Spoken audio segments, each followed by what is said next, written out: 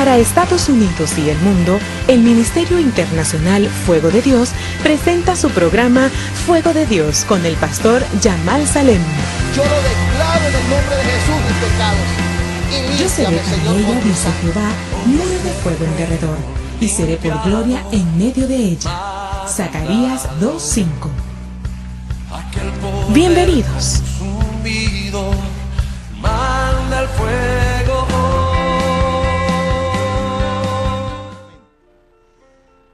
Mateo capítulo 27, verso 51 dice: y aquí el velo del templo se rasgó en dos, de arriba a abajo, y la tierra tembló y las rocas se partieron. Puede tomar asiento.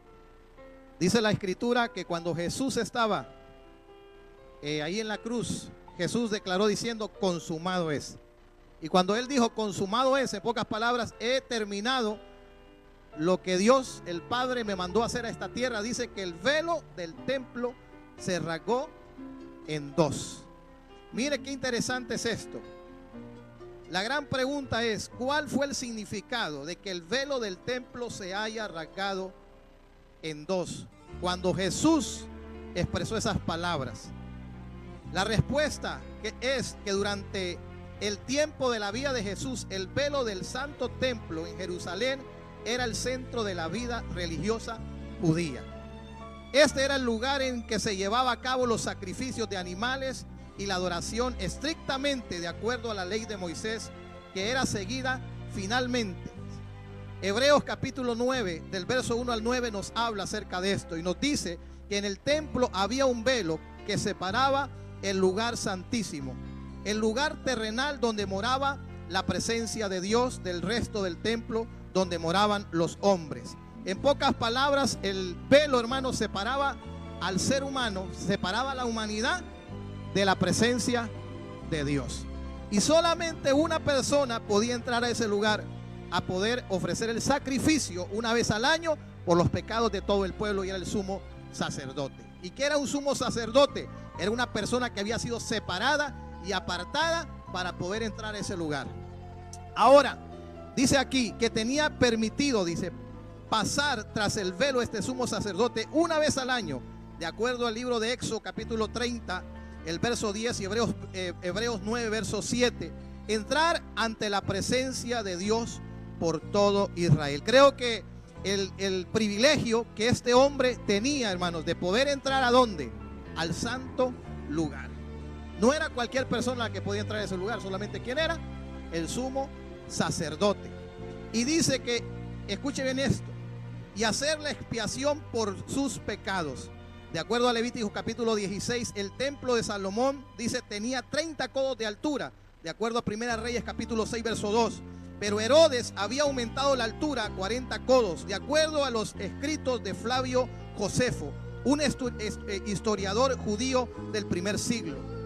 Dice que no hay una seguridad respecto a cuánto equivalía exactamente un codo a nuestras medidas de metros y centímetros, pero es válido asumir que este velo tenía, escuche bien esto, cerca de 18 metros de altura. 18 metros de altura, o sea que para una persona era imposible, hermano, pasarse hacia el otro lado.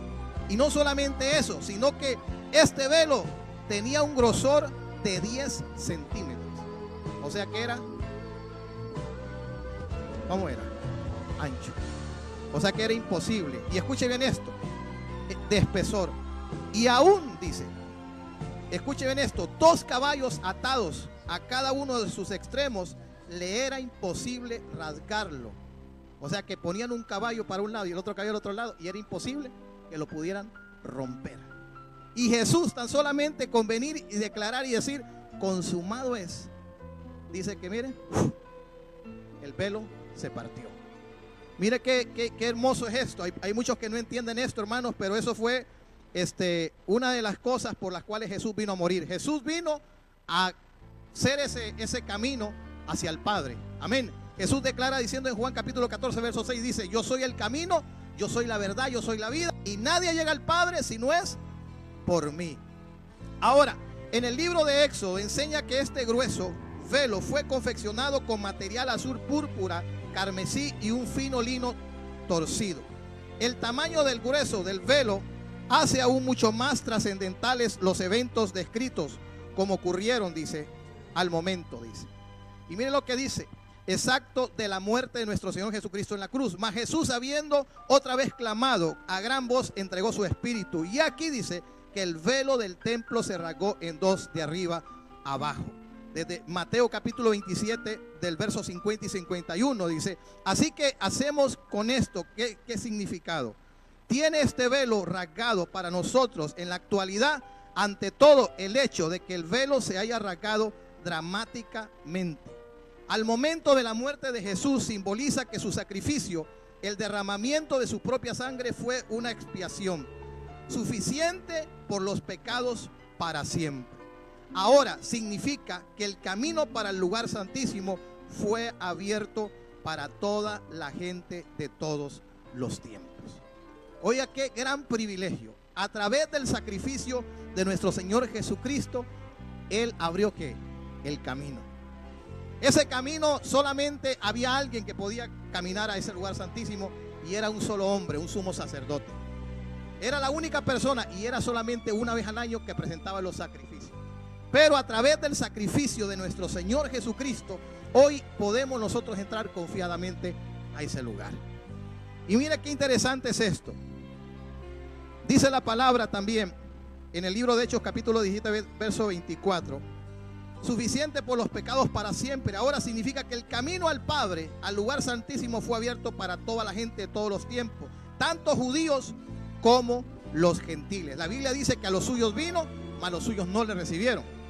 Pero a todos los que le recibieron le dio la potestad de ser hechos hijos de Dios. No solamente Jesús vino a morir por su pueblo, sino que también Jesús vino a morir por todo el mundo. Por eso dice Juan capítulo 3 verso 16, que de tal manera amó Dios ¿a quién? Al mundo, que dio, entregó a su único hijo, para que todo aquel que en él cree no se pierda, mas tenga ¿qué? Vida eterna. Entonces, a través de ese sacrificio de nuestro Señor Jesucristo en la cruz del Calvario, nosotros tenemos entrada a ese lugar. Amén. Y ahora escuche bien esto. Dice también: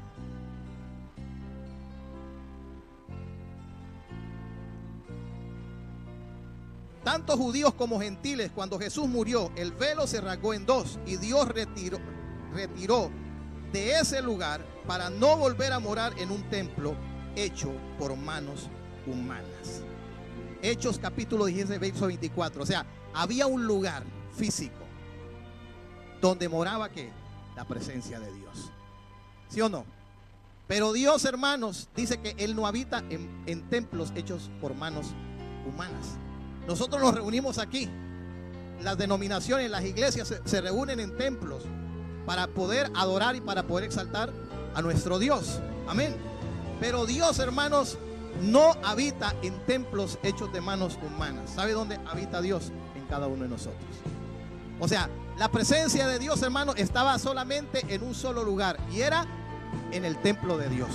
Pero Dios, hermanos, tomó la decisión de que esa presencia, su presencia, hermanos, no solamente estuviera en ese lugar, sino que esa presencia estuviera en la vida de cada ser humano, en la vida de cada persona que invocara su nombre.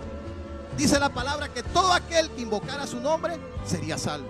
No importa dónde el hombre se encuentre, no importa lo que le esté sucediendo, pero la Biblia nos habla que todo aquel que invocara ese nombre sería salvo. Y cuando esa persona que invoca ese nombre de nuestro Señor Jesucristo, quizás está hundido en las drogas, en el alcohol, tiene problemas, situaciones difíciles, no importa dónde se encuentre, esa persona, hermanos, es un candidato a recibir ese beneficio que Jesús nos dio cuando Él derramó esa sangre en la cruz del Calvario, y cuando Él dijo: consumado es. Y mire qué interesante es esto. También nos habla aquí en el libro de Mateo capítulo 27 verso 51, que cuando Jesús estaba en ese lugar, dice que ese velo del templo se rasgó en dos. En pocas palabras, se rompió.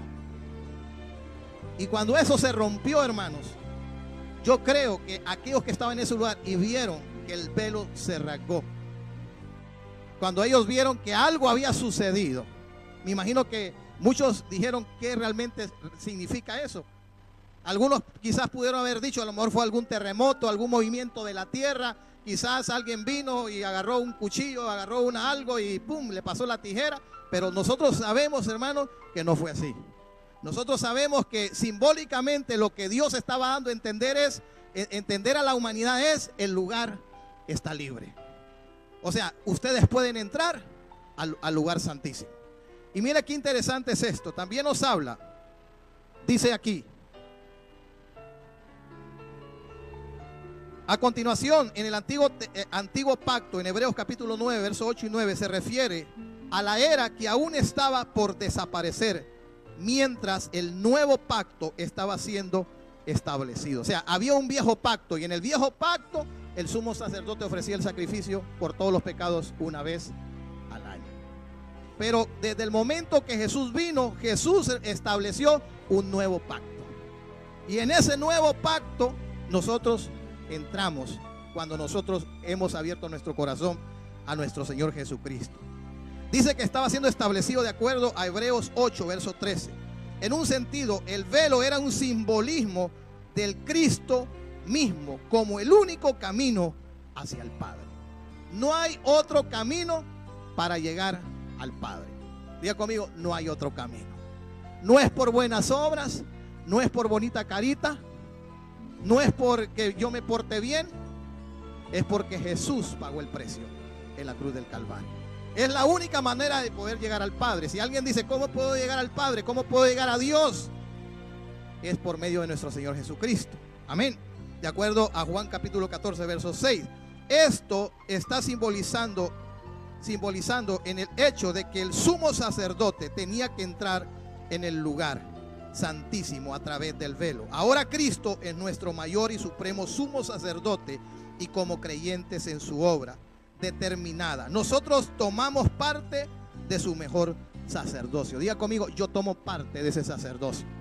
Nosotros, hermanos, tomamos parte de ese sacerdocio para poder ahora entrar al lugar santísimo.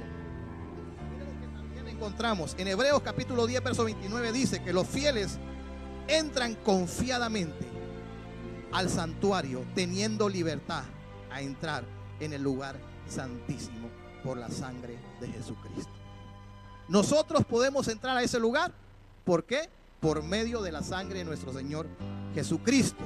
Y así, cuando Jesucristo dijo: consumado es, y el velo del templo se partió, o sea, Dios levantó un sacerdocio. Amén. Y nosotros somos parte de ese sacerdocio.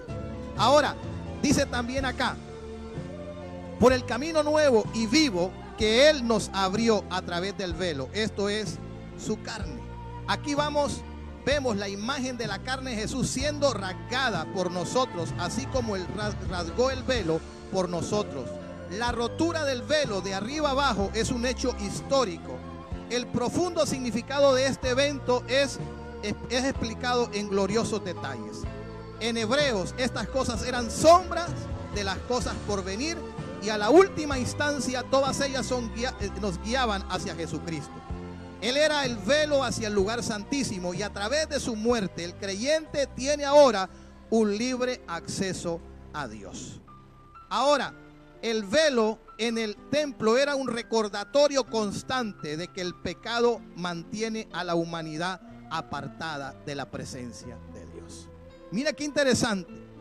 El templo era un recordatorio constante de que el pecado mantenía a la humanidad apartada de la presencia de Dios. En pocas palabras, todas aquellas personas que cada vez que miraban el templo, hermanos, lo que le venía a ellos era tan solamente: la única persona que puede entrar en su lugar santísimo, ¿quién era? El sumo sacerdote. Y había que, porque estaban ¿qué? Separados de Dios.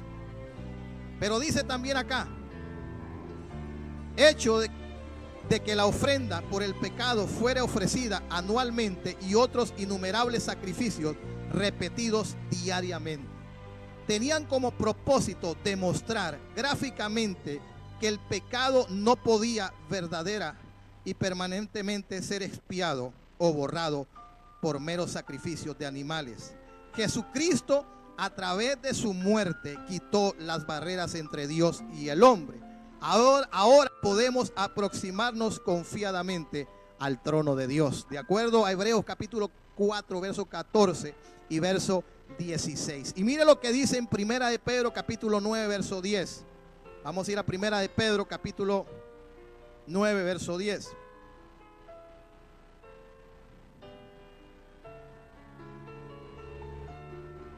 Vamos a comenzar del verso 9. Primera de Pedro capítulo 2, verso 9 y verso 10. Dice: mas vosotros sois ¿qué?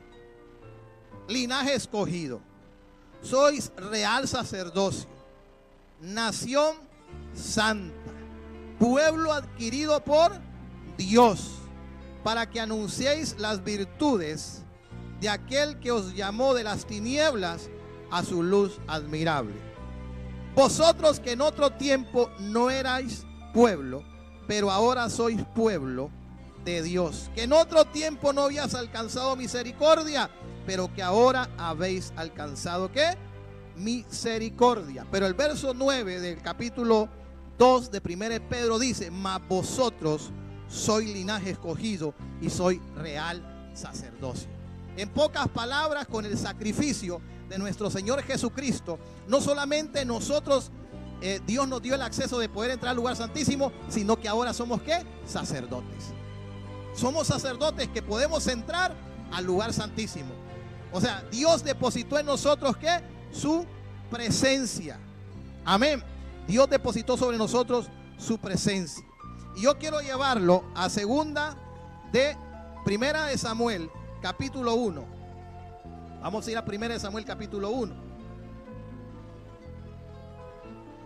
Entonces tenemos claro, hermanos, que en el Antiguo Testamento, desde el momento que Adán y Eva pecaron, entonces Dios dio ordenanzas, Dios dio leyes para que estas leyes se cumplieran. Y una de esas leyes fue que solamente un sumo sacerdote podía entrar al lugar santísimo. Amén, ¿estamos claros? Pero desde el momento que Jesús vino, ¿qué sucedió? Él abrió el camino. Diga conmigo, Él abrió el camino. Entonces usted puede entrar al lugar santísimo. Amén, usted puede estar en el lugar santísimo. Pero yo quiero llevarle a una historia que me llama mucho la atención, y es la historia de una mujer, hermanos, que llegaba al templo una vez al año. Su esposo le daba la mejor ofrenda para que la pudiera presentar delante de Dios. Y esta mujer, hermanos, rompió una barrera. Esta mujer rompió algo que quizás estaba en la mente de muchas personas. Y las personas sabían que la única persona que podía estar en ese lugar santísimo y presentarse delante de Dios era el sumo sacerdote. Amén. Pero esta mujer, hermanos, dice lo siguiente. Vamos a 1 de Samuel capítulo 1 y vamos a leer del verso 5 en adelante. Dice: pero a Ana, su esposo, Dios le daba una parte escogida porque la amaba a Ana, aunque Jehová no le había concedido tener hijos. Su rival la irritaba y la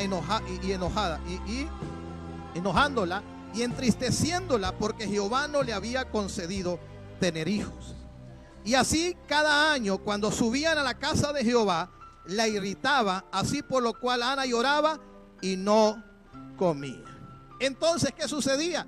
Dice la historia, nos habla que esta mujer llamada Ana iba al templo de Dios, ofrecía el mejor ofrenda, le daba a Dios porque su esposo le daba la mejor ofrenda. Pero dice que su rival, ¿qué hacía su rival? La irritaba. En pocas palabras, cuando esta mujer llegaba al templo, cuando llegaba a la casa de Dios, ¿sabe que venía su rival y le decía?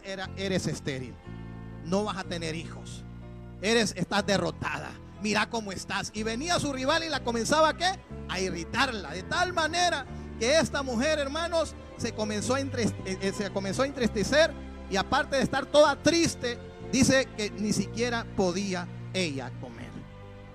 Hasta el apetito había perdido. Hoy en día hay muchas personas, hermanos, que están viniendo a la casa de Dios, que asisten a la casa de Dios, pero su rival, alguna situación, alguna circunstancia, algo que los está ¿qué? Irritando, algo que les está quitando a ellos la identidad como verdaderos hijos de Dios. Ahora, esta historia nosotros la encontramos en el Antiguo Testamento. En el Antiguo Testamento solamente había alguien que podía entrar a ese lugar santísimo y experimentar la presencia de Dios. Amén. Y era el sumo sacerdote. Los profetas experimentaron la presencia de Dios. Los patriarcas también ellos experimentaron la presencia de Dios, amén.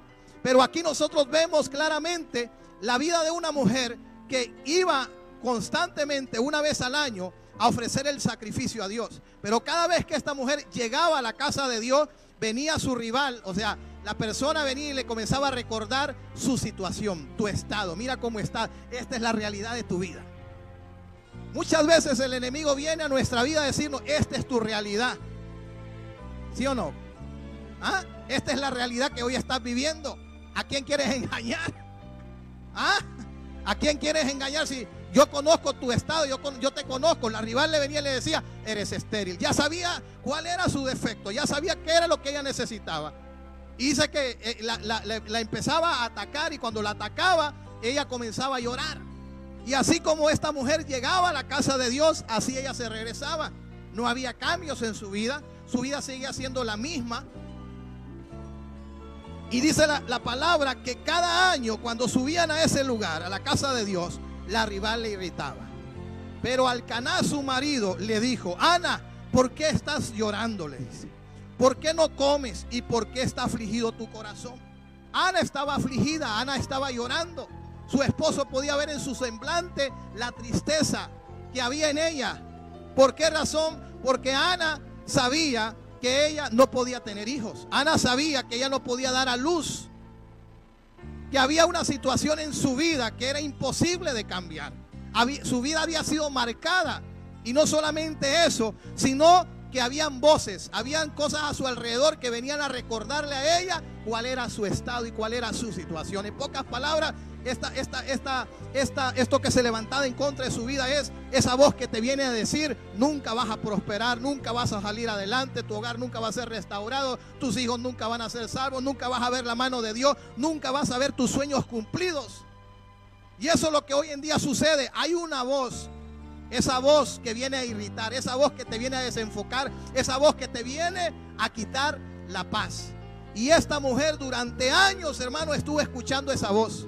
Pero mire lo que sucede. Su esposo vino y le dijo, no te soy yo mejor que 10 hijos. No se trataba, hermanos, que este hombre le viniera a decir a ella, ¿sabes qué? Yo puedo llenar ese vacío que hay en tu corazón. Porque la verdad es que el único que llena el vacío en el corazón del hombre es Jesucristo. Amén. Nadie va a poder llenar el vacío que hay en el corazón del ser humano. Nada de lo que este mundo te ofrezca. Los hombres han llegado a la conclusión, a una de esas personas que quizás en algún momento han llegado a ser hombres tan exitosos, que han llegado a tener toda la riqueza, todo el dinero que pudieran tener, todos los deleites que este mundo les pudiera dar, y al final, ¿sabe qué dicen? Hay un vacío en mi corazón, no soy feliz. Hoy en día nos encontramos con personas que quizás han alcanzado el éxito, han llegado a ser tan famosos, pero mueren y mueren sin Jesús, mueren sin la presencia de Dios. Y mira qué interesante es esto, porque ya hacía cada año cuando ella subía, esto es lo que le sucedía a ella. Y dice la escritura que en ese momento cuando su esposo viene y le dice, ¿sabes qué? Yo no soy para ti mejor que 10 hijos. Y lo que sucede es que cuando su esposo le empieza a decir estas palabras, dice el verso 9, y se levantó Ana después que hubo comido. Diga conmigo, y se levantó Ana. Ana se levanta y Ana dice que hubo comido y bebido en Silo, y mientras el sacerdote Elí estaba sentado en una silla junto al pilar del templo de Jehová, ella con amargura de alma oró a Jehová y lloró abundantemente. ¿Qué fue lo que sucede? ¿Cuántos años habrá esta mujer entrado al templo a ofrecer esa ofrenda al Señor? Y dice la historia nos habla que su esposo le daba la mejor ofrenda. No había persona que diera mejor ofrenda que esta mujer. Pero la Biblia dice que la mejor ofrenda es el corazón.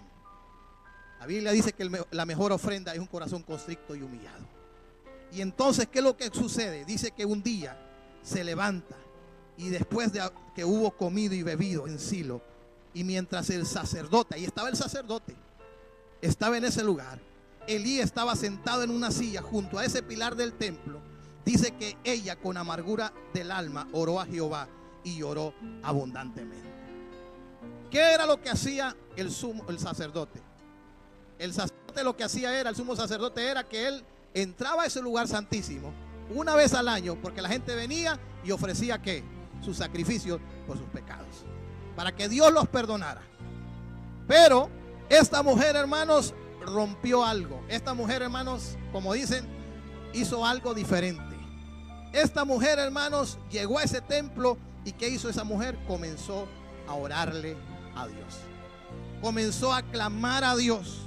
Y dice que ella lloró abundantemente e hizo voto diciendo: Jehová de los ejércitos, si te dignares a mirar a la aflicción de tu sierva, y si te acordares de mí y no te olvidares de tu sierva, sino que dieres a tu sierva un hijo varón, yo lo dedicaré a Jehová todos los días de su vida, y no pasará navaja sobre su cabeza. Entonces, ¿qué? Algo sucede, algo comienza a suceder en la vida de Ana en ese día. Durante muchos años había entrado, y así como Ana había entrado, así había regresado a su casa. Entraba con la tristeza, entraba con la amargura, entraba con la desesperación, con la inseguridad, que su vida, hermanos, era, como le digo, la vida de cualquier otra persona. Pero en esta ocasión Ana toma la decisión de ¿qué? De levantarse y comenzar a orar. De levantarse y comenzar a ¿qué? A adorar al Señor. Lo que le correspondía al sacerdote en ese momento, Ana viene y se acerca a Dios. Y dice que cuando esta mujer se acerca a Dios, dice que ella comienza a llorar. Ahora, yo creo con todo mi corazón que Ana no comenzó a llorar por tristeza. Ana no comenzó a llorar, hermanos, porque no tenía hijos. Ana no comenzó a llorar porque su rival la estaba irritando, sino que ahora las lágrimas que esta mujer estaba derramando eran provocadas, eran producidas, ¿sabes por qué? Por la presencia de Dios. Cuando la presencia de Dios se manifiesta a la vida del ser humano, cuando la presencia de Dios se manifiesta, como dicen por ahí, no, es que nosotros los hombres no lloramos, es que yo soy macho, dicen, es que yo no lloro. Pero cuando la presencia de Dios, hermano, toca aún el corazón de ese hombre, su corazón, hermano, se hace agua, y ese hombre comienza a llorar.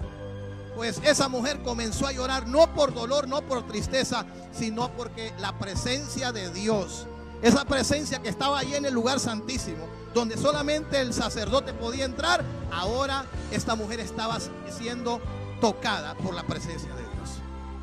La presencia de Dios la estaba abrazando, la presencia de Dios la estaba tocando. Yo quiero decirle una cosa: cuando nosotros sabemos que tenemos ese acceso a ese lugar santísimo, es a la presencia del Señor, es ahí, hermanos, donde suceden los milagros. Es ahí donde Dios, hermanos, nos fortalece. Es ahí donde Dios nos anima, es ahí donde Dios nos levanta, es ahí donde Dios nos restaura en su presencia. No es el pastor, no es la iglesia, no es un buen mensaje, es la presencia de Dios cuando viene a tocar nuestras vidas. Cuando la presencia de Dios, hermanos, toca la vida de una persona, yo quiero decir una cosa: la vida de esa persona va a cambiar radicalmente. Su vida va a ser diferente. Y dice que esta mujer derramó su corazón delante de Dios, y mientras ella oraba largamente delante de Jehová, lo que nunca antes había hecho.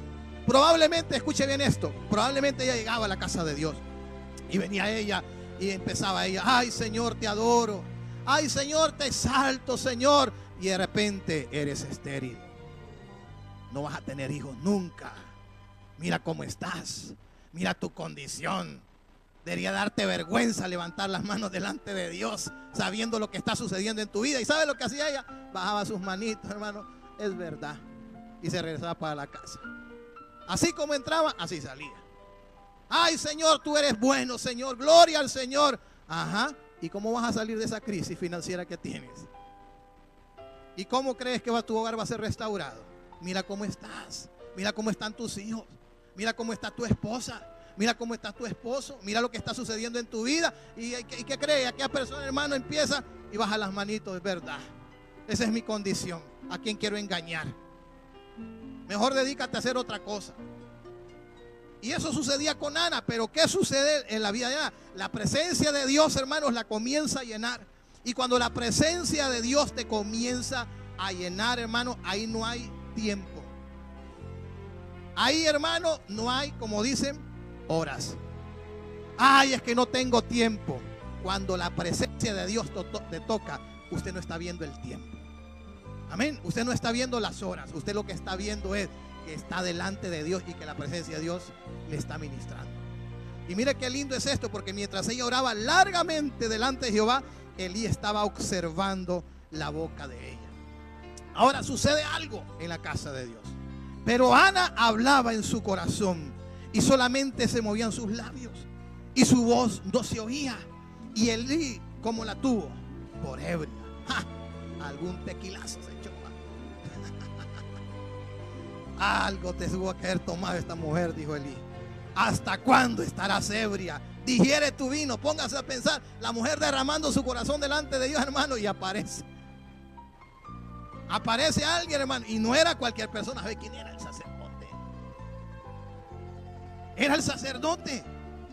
Ahora Penina, que era su rival, le irritaba, y cada vez que Penina le venía a recordar a ella y a decirle: ¿sabes una cosa? Nunca vas a tener hijos, mira tu situación. Dice que ya no comía, se entristecía. Y ahora el sacerdote le viene a decir: hey, mira tu condición, ¿qué estás haciendo? Y mire, ¿qué cree que hace ella? Ay, no, me siento ofendida, mejor me regreso. ¿Qué me manda a mí a meterme a la casa de Dios? ¿Ah? ¿Qué me manda a mí a buscar a Dios? Y Ana le respondió, ¿qué le respondió? No, Señor mío, yo soy una mujer atribulada de espíritu. No he bebido vino ni sidra, sino que he derramado mi alma delante de Dios. Ahora, ¿por qué cambia ella su manera de hablar? Porque ahora ya no es una mujer débil, porque ella no es una mujer que no tiene identidad, sino que ahora sabe ella lo que algo sucedió en la vida de ella. ¿Y sabe lo que fue lo que sucedió? La presencia de Dios, hermanos, la llenó. La presencia de Dios llenó su vida. Y cuando la presencia de Dios llena su vida, entonces aunque te vengan a decir lo que te vengan a decir, aunque te vengan a hablar lo que te vengan a hablar, tú tienes una identidad. Y tú sabes que eres un hijo y una hija de Dios. Entonces Ana, hermanos, recibe ese toque de Dios. Y a pesar que el sacerdote no era ni siquiera su rival, que la venía a irritar, a recordarle su condición, sino que era el sacerdote en la casa de Dios. Ay, es que el hermano me ofendió. Ay, es que la hermana me ofendió. Ay, que me hizo una mala cara. Ay, que no me dio la mano. Ay, que esto, ay, que lo otro. Ay, ay, ay, ay.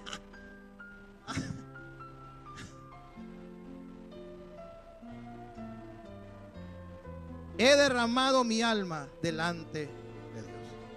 En pocas palabras, yo no vine aquí para que me miraras. Yo no vine aquí para que vieras cómo vengo vestida, o vengas a oler el perfume que ando. Yo he venido a la casa de Dios a derramar mi alma delante de Él.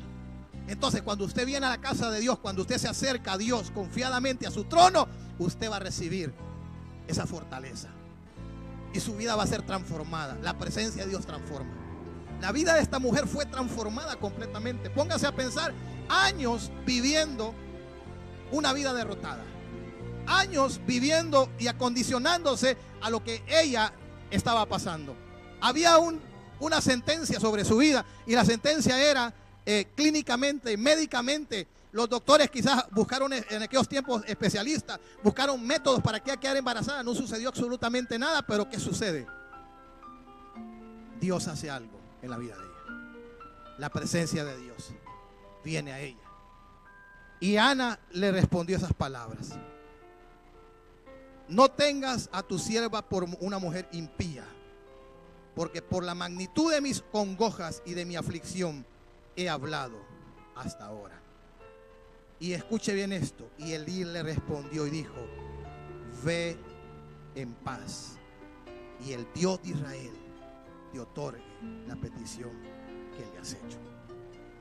Mire lo que pasa cuando usted entra, cuando usted experimenta la presencia de Dios. El Dios de Israel te va a otorgar la petición de tu corazón. Dice: deleítate a sí mismo en Jehová, ¿y qué? Y Él te concederá las peticiones de tu corazón. ¿Ella qué hizo? Se comenzó a deleitar en Dios.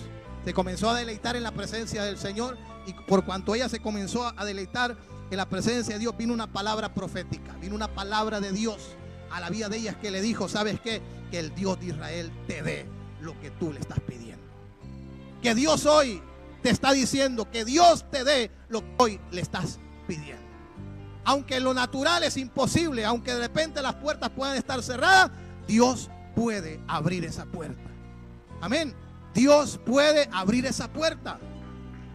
Y dice que levantándose de mañana, adoraron delante de Jehová y volvieron y fueron a su casa en Rama. Y Elcaná se llegó a Ana su mujer y Jehová se acordó de ella. Diga conmigo, Jehová se acordó de ella. Ella, hermanos, se fue. Ahora, escuche bien esto. Solamente una vez al año podían entrar, ¿sí o no? Llegar a ese lugar. Una vez al año llegaban al templo. Pero ahora usted y yo no es una vez al año que venimos a la casa de Dios. No es una vez al año que nos tenemos que presentar delante de Dios, sino que nosotros tenemos la bendición que en cada momento de nuestra vida nosotros podemos buscar al Señor. Usted puede estar en su carro, usted puede estar en su casa, usted puede estar en su trabajo, en cualquier lugar donde usted esté, ahí está la presencia del Señor. Usted no necesita tirarse de rodillas. Dice la palabra que nuestro cuerpo es templo y morada ¿de qué? Del Espíritu Santo, de la presencia de Dios. Entonces la presencia de Dios está en nuestra vida. Y dice que aconteció que al cumplirse el tiempo, diga conmigo, al cumplirse el tiempo. En pocas palabras, cuando vino el kairos de Dios, cuando vino el tiempo de Dios para la vida de ella, como dice Eclesiastés, dice 3:11, que Dios hizo todo hermoso en su tiempo. Hay un tiempo establecido para nuestra vida. Hay bendiciones de Dios que Dios las tiene establecidas, pero la única manera que esas bendiciones vengan a nuestra vida es que nosotros nos hayamos, hermano, consagrado y entregado a Dios. Cuando usted se entrega a Dios, cuando usted viene ante el Señor y usted derrama su corazón delante de Dios, usted va a recibir lo que usted le está pidiendo al Señor. Lo que es imposible para los hombres es posible para Dios. Y voy a ir terminando con esto. Dice la palabra, y dio a luz un hijo y le puso por nombre Samuel, diciendo, por cuanto le pedí a Jehová. Ella se lo pidió a Dios y Dios se lo dio. Me gusta mucho la oración en el cántico de Ana, en el capítulo 2. Y Ana dice, y Ana oró y dijo, mi corazón se regocija en Jehová, mi poder se exalta en Jehová, mi boca se ensanchó sobre mis enemigos. Mire lo que comienza a decir esta mujer, por cuanto me alegré en tu salvación. No hay santo como Jehová, porque no hay ninguno fuera de ti, y no hay refugio como el Dios nuestro. En pocas palabras, hermanos, la situación en la cual esta mujer se encontraba, esta mujer tuvo que hacer a un lado lo que a ella le estaba sucediendo. Había una realidad en su vida, pero ella dijo, esta realidad que yo estoy pasando, en pocas palabras, mi tiempo terrenal, lo que a mí me está sucediendo acá, lo tengo que hacer a un lado y tengo que meterme con Dios. Tengo que acercarme a Él. Y ella comienza a decir, y comienza que no hay un refugio mejor que Dios. No hay un lugar mejor donde usted pueda esconderse. No hay un lugar mejor donde usted pueda correr. Dice, David decía, alzaré mis ojos a los montes. ¿De dónde vendrá mi socorro? Mi socorro viene de Jehová, que hizo los cielos y la tierra. Dice que el justo, ¿a dónde va a correr? A Dios. Dice que torre fuerte es el nombre de Dios. Y a Él correrá el justo. ¿Y qué? Y va a ser levantado. Y Ana comienza a expresar, y Ana comienza a decir, los arcos de los fuertes fueron quebrados. Y los débiles se ciñeron ¿de qué? De poder. En pocas palabras, antes de que yo experimentara lo que experimenté de la presencia de Dios en mi vida, yo era una persona débil. Yo era una persona inestable. Yo era una persona que era movido por las circunstancias. Pero desde el momento que esta mujer, hermanos, entró a donde usted y yo tenemos que estar siempre, en la presencia del Señor, entonces nosotros entendemos que ahí vamos a ser fuertes. Y dice, los saciados se alquilaron por pan, y los hambrientos dejaron de tener hambre. Hasta la estéril ha dado a luz 7. Y la que tenía muchos hijos, lanquidense. Jehová mata y Él da vida. Él hace descender al Seol y hace subir. Jehová empobrece y Él enriquece. Él abate y Él enaltece. En pocas palabras, quizás Dios permitió ciertas situaciones en mi vida. Quizás Dios está permitiendo que algo esté sucediendo en mi casa, en mi hogar, en mi propia vida personal. Pero una cosa sí sé, que Dios me va a levantar. Amén. Eso es lo que Dios está diciendo. Aunque hoy estés enfrentando algo difícil en tu vida, aunque hoy tengas una necesidad y Dios esté permitiendo esas cosas en tu vida, Ana se dio cuenta que lo que a ella le estaba sucediendo era un trato que Dios tenía para su vida. Era un trato que Dios tenía para su vida. Y cuando nosotros entendemos que como hijos de Dios, Dios nos va a meter en un proceso donde Dios nos va a formar, donde Dios va a tratar con nosotros, donde Dios va a permitir ciertas cosas, aunque de repente alguien puede decir, lo que te está sucediendo es para que te mueras, lo que te está sucediendo es para que te decepciones, lo que te está sucediendo es para que le dé la espalda a Dios, lo que te está sucediendo es para que niegues al Señor. Dios te está diciendo, lo que hoy te está sucediendo es porque yo te voy a levantar, es porque yo voy a hacer obras poderosas en tu vida. Lo que Dios permite en nuestra vida, hermano, no es una casualidad. Cuando nosotros entendemos como hijos de Dios, que como hijos de Dios vamos a tener que pasar un proceso. Vamos a tener que pasar ese camino de la soledad, ese camino, hermano, de la traición, ese camino en donde te quedas solo, donde dice, Señor, ¿y qué voy a hacer en esta situación? Y eso es lo que le sucede a Ana. Y Ana se da cuenta de que lo que a ella le había pasado es porque Dios lo había permitido. Dios había permitido que ella fuera estéril. Pero Dios permitió que ella fuera estéril porque Dios le iba a demostrar a ella que era el Dios que podía hacer que ese vientre pudiera dar a luz un hijo. Y no solamente tuvo un hijo, tuvo muchísimos hijos más. Dios abrió su vientre. Dios abrió su vientre. Y dice, y con esto termino, dice que Él levanta del polvo al pobre y del muladar exalta al menesteroso, para hacerle sentarse con príncipes y heredar un sitio de honor. Porque de Jehová son las columnas de la tierra y Él afirmó sobre ellas el mundo. En pocas palabras, esa mujer estéril, esa mujer que nadie daba nada por ella, ahora esa mujer había dado a luz un hijo. Y no era cualquier hijo, era un profeta. Era un siervo del Señor que iba a ser consagrado para estar todos los días en la casa de Dios. Y mira qué bendición más grande. Antes ella no era nadie, pero desde el momento que ella buscó a Dios y de que ella entendió, mire, esto sucedió en el Antiguo Testamento. Ahora nosotros no estamos bajo el viejo pacto, estamos en el nuevo pacto. Y la gloria del nuevo pacto es mucho más poderosa que la del viejo pacto. Yo no sé si usted lo está entendiendo, pero nosotros estamos en el nuevo pacto. En el nuevo pacto, desde que Jesús dijo, consumado es, el velo se rasgó. En pocas palabras, yo puedo entrar al lugar santo. Yo puedo entrar al lugar santísimo. Yo puedo adorar al Señor. Yo puedo buscarle. No importa lo que esté sucediendo, lo que esté pasando. Yo le digo, como decía Habacuc, aunque la higuera no florezca, aunque en este momento no haya, Señor, yo me gozo en ti, Señor. Yo me alegro en ti, Señor. Yo quiero que se ponga de pie. Póngase de pie. Hoy hemos compartido acerca cuando el velo se rompe. Y eso es lo que sucedió.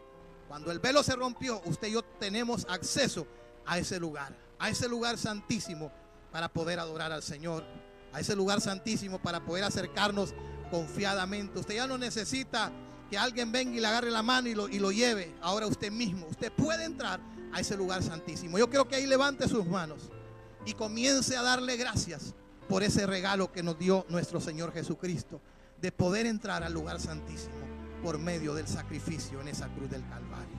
Jesús dijo, yo soy el camino, yo soy la verdad y yo soy la vida. Si usted que está en este lugar, si usted se ha apartado de los caminos del Señor, o usted que nos está viendo a través de la televisión, usted dirá, Pastor Yamal, yo me he apartado de los caminos del Señor, pero hoy Dios me ha hablado y hoy yo quiero entrar.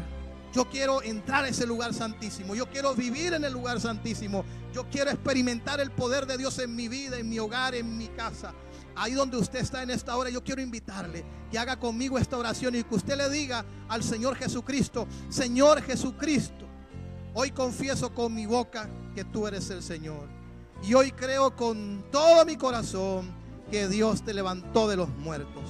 Soy una nueva criatura y soy salvo.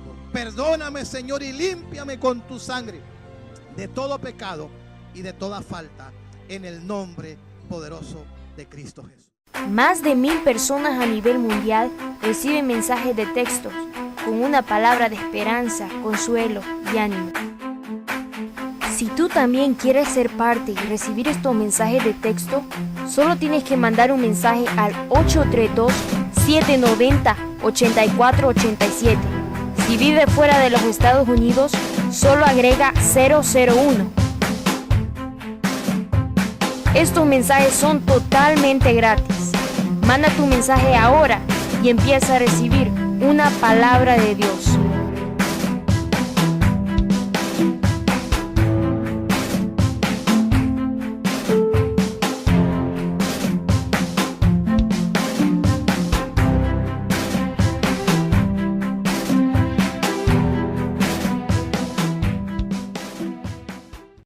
Ministerio Internacional Fuego de Dios.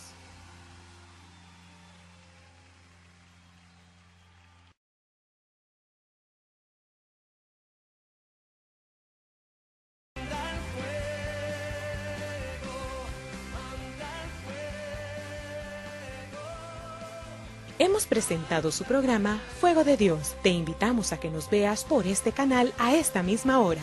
Ministerio Internacional Fuego de Dios.